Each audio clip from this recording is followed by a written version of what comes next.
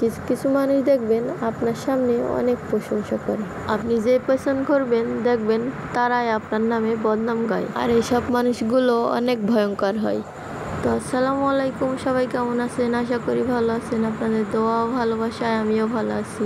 আজকে আমি গজার রেসিপি নিয়ে চলে আসলাম আপনাদের মাঝে। তো আমার যতটুকু ময়দা লাগবে আমি ময়দা নিয়েছি, সামান্য পরিমাণ লবণ নিয়েছি, তো বেশ খানিক তেল নিয়েছি, নিয়ে ভালো করে মাখিয়ে নিচ্ছি। ততক্ষণ পর্যন্ত ময়দাটা মোলাম না হয় ততক্ষণ পর্যন্ত ভালো করে মাখিয়ে নিতে হবে। যেভাবে নারকেলের মোয়া তৈরি করে সেভাবে ময়দাগুলো হাতে নিয়ে দেখতে হবে মতন দলা পাকাছে কিনা। যদি দলা পাকায় তাহলে বোঝা যাবে যে ময়দা মাখা হয়ে গেছে। অল্প অল্প পানি নিয়ে ভালো করে ময়ান মাখাতে হবে। যতক্ষণ না পর্যন্ত ময়ান মাখা হয় ততক্ষণ পর্যন্ত ময়ান মাখাতে হবে। ময়ান মাখানো হলে 10 মিনিটের জন্য ঢাকনা দিয়ে ঢেকে রাখতে হবে। প্রকৃতির সৌন্দর্য একটু দেখুন সবাই। আমাদের বাড়ির পাশে এত সুন্দর একটা মাঠ রয়েছে। তো আমাদের মাঠে এখন অনেক পানি, যেহেতু এখন বর্ষাকাল, বৃষ্টি প্রতিদিনই আসে। আর এই যে আমার ছেলে খেলা খেলছে।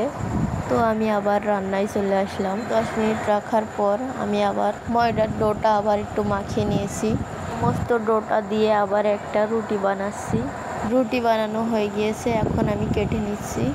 তো আমার হাতের কাছে চাকু ছিল না, ওই জন্য খুন্তি দিয়ে কাটছি। তো আপনাদের কাছে যদি চাকু না থাকে তা আমার এই টেকনিকটা ব্যবহার করবেন আপনারা সবাই। তো আমি খুন্তি দিয়ে সবগুলো কেটে নিচ্ছি পিস পিস করে। আপনারাও এইভাবে কেটে নেবেন। চাকু দিয়ে কাটলে খুব সুন্দর কাটা হয়।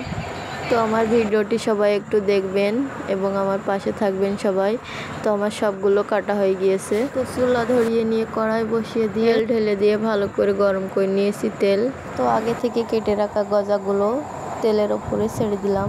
নিম্ন আকায় ভালো করে জাল দিতে হবে যতক্ষণ না পর্যন্ত লাল লাল হয় ততক্ষণ পর্যন্ত। আপনারা সবাই এভাবে বানিয়ে খাবেন, খুব ভালো হয়। আপনারা ভিডিওটি কে কোথা থেকে দেখছেন অবশ্যই কমেন্ট করবেন। আমি কিন্তু নিম্ন আকায় জাল দিচ্ছি। তো আমার ভাজা দেখুন কত সুন্দর হয়েছে, কালারটা দেখুন কত সুন্দর হয়েছে। তো আমার সব ভাজা হয়ে গিয়েছে, এবার নামিয়ে নেব।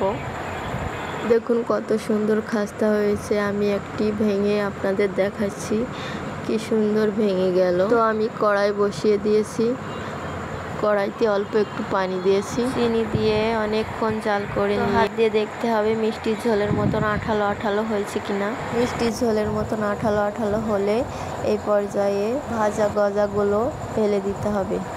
দিয়ে অনেকক্ষণ জাল করে নিয়ে আকার জাল নিভিয়ে নিতে হবে। অনেকক্ষণ পর্যন্ত নিচে নামিয়ে রেখে নাড়াচাড়া করলেই রেডি হয়ে যাবে গজা। সবাই একটু আমার চ্যানেলটিকে সাবস্ক্রাইব করে দেবেন। আজকে এই পর্যন্ত। ভালো থাকবেন, সুস্থ থাকবেন। আল্লাহ হাফেজ।